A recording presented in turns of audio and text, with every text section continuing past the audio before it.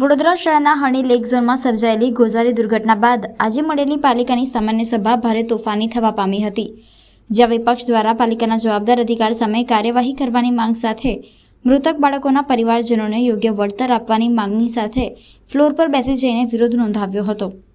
હણી મોટના તળાવને PPP ધોરણે develop કરવા પાલિકા દ્વારા ખૂબ જ સસ્તા દરે ઇજારદારોને તળાવને 30 વર્ષના ભાડા પટ્ટે આપી દીધું હતું, જે તળાવમાં ગત 18 જાન્યુઆરીના રોજ ન્યૂ સનરાઇઝ સ્કૂલના બાળકો પિકનિક માટે આવ્યા હતા, જ્યાં બોટિંગ દરમિયાન ક્ષમતા કરતાં વધુ બાળકોને લાઈફ જેકેટ વિના બોટમાં બેસાડતા અધવચ્ચે જઈને બોટ ઊંધી પડી ગઈ હતી, જેમાં શિક્ષકો સહિત 14ના મોત નીપજ્યા હતા।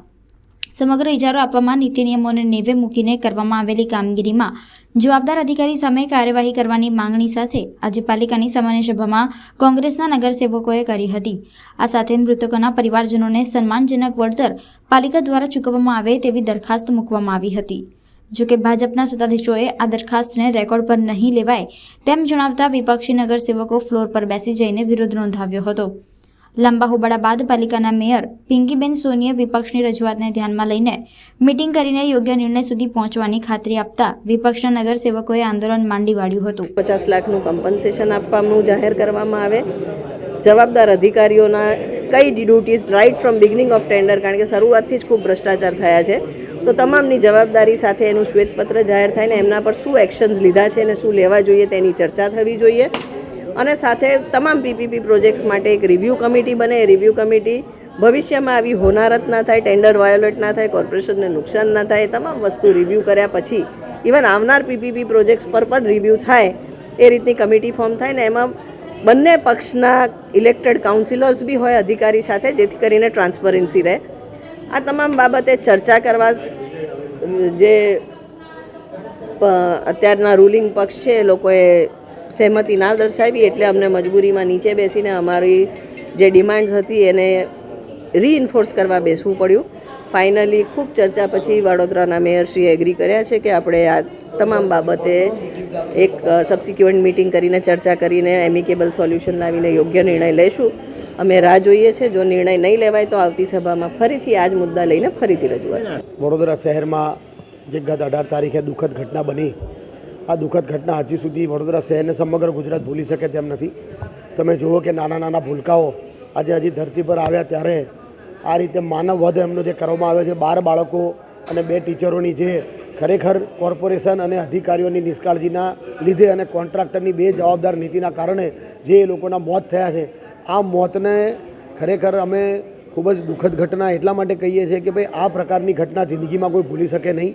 આજે કોર્પોરેશનની સામાન્ય સભામાં અમે ફ્લોર પર એટલે બેઠા કે અમારી એવી માંગણી છે કે તમે આ મોતને માત્ર 2 લાખ અને 4 લાખ આપીને શું કહેવા માગો છો? રાજ્ય સરકાર કે 2 લાખ આપીશું, કેન્દ્ર સરકાર કે અમે 4 લાખ આપીશું, તો ખરેખર આ જવાબદારી કોર્પોરેશનની છે। અમારી કોંગ્રેસ પાર્ટીની ચોખ્ખી માંગણી છે કે ભાઈ તાત્કાલિક 50-50 લાખ રૂપિયા વળતર આપવામાં આવે। આ વડોદરા શહેરને ભૂતકાળમાં જે કમિશનર આવ્યા હતા એ કમિશનરે આ વડોદરા શહેરની પ્રિમાઇસીસને કરોડો રૂપિયાની ખાયકી કરીને વેચી દીધી છે, અને આ વડોદરા શહેરની પ્રોપર્ટીને જે વેચી અને આ પ્રકારે પીપીપી ધોરણ લાવી અને પીપીપી મોડલનું જે આ તમે નમૂનો જુઓ કે આ રીતે જે પ્રકારે નીતિ નિયમો નેવે મૂકી અને જે આ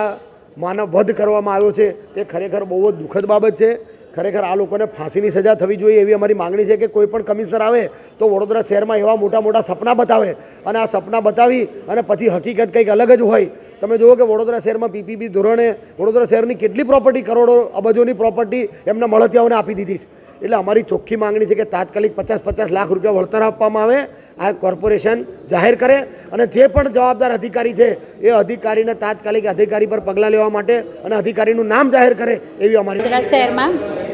ન્યૂ સનરાઇઝ સ્કૂલના બાળકો, વાઘોડિયા રોડ પર આવેલી ન્યૂ સનરાઇઝ સ્કૂલના બાળકો જે હરણી લેક ઝોન ખાતે પ્રવાસ માટે ગયા હતા, ખૂબ આખા દિવસના ખૂબ મજા કરી અને બપોર બાદ જ્યારે તેઓ હોડીમાં બેસી અને સહેલ માણી રહ્યા હતા ત્યારે અચાનક હોડી ઊંધી પડવાથી જે દુર્ઘટના થઈ અને વડોદરા શહેરે આપણે જે 12 બાળકો અને એમના 2 શિક્ષિકાઓ ગુમાવ્યા છે તે ખરેખર ખૂબ દુઃખદ અને કરુણ ઘટના છે। આ ઘટનાને નજરે નિહાળનાર તથા કોઈ પણ રીતે જાણનાર, માહિતી મેળવનાર, વાંચનાર અથવા ઇલેક્ટ્રોનિક મીડિયા દ્વારા જેને જેને જોયું છે તે સૌ હૃદયથી ખૂબ વ્યથિત છે અને દુઃખી છે. આપના સૌની લાગણી પણ એની સાથે એટલી જ જોડાયેલી છે. પરંતુ પરિવારે જે બાળકો ગુમાવ્યા છે, જે શિક્ષિકાઓ ગુમાવ્યા છે, એમની જે ખોટ છે એ કદાચ આપણે દુનિયામાં કોઈ જ પૂરી ન કરી શકીએ. પરંતુ આપણા ન્યાયતંત્ર પર આપણને સૌને ખૂબ જ ભરોસો છે. ત્યારે ન્યાયતંત્ર દ્વારા પણ આ અલગ અલગ સમિતિની રચનાઓ કરી અને એ દિશામાં તપાસ કમિટી દ્વારા પગલાં લઈ અને તપાસ કમિટી દ્વારા તપાસ ચાલુ જ છે. ત્યારે નજીકના ભવિષ્યમાં આપણને જે પણ દોષિત છે એ વિશેની એ અંગેની માહિતી પણ મળશે અને જે દોષિતો છે તેમની સામે કડકમાં કડક કાયદેસરની કાર્યવાહી કરી અને દોષિતોને સજા પણ કરવામાં આવશે. મેં કહ્યું તેમ કે જે પણ દોષિતો નામદાર કોર્ટ દ્વારા પણ તપાસ કમિટી ચાલી રહી છે. સાથે સાથે પોલીસ કમિશનર શ્રી દ્વારા પણ જે પણ માહિતી મંગાવવામાં આવે છે તે વડોદરા મહાનગરપાલિકા દ્વારા અને કમિશનર શ્રી દ્વારા એ માહિતી પૂરી પાડવામાં પણ આવી રહી છે. ત્યારે નજીકના ભવિષ્યમાં મેં કહ્યું તેમ જે પણ થોડાક પહેલાં નામો હતા દોષિતોના એમાં કેટલાક નવા નામ પણ જોડાયા છે અને ભવિષ્યમાં પણ નામદાર કોર્ટ દ્વારા કરેલી તપાસને અંતે જ્યારે જે પણ દોષિતો આપણને મળશે, જે પણ દોષિતોના નામ આવશે તે સૌને મેં કહ્યું તેમ કાયદેસરની કડકમાં કડક કાર્યવાહી પણ કરવામાં આવશે અને સજા પણ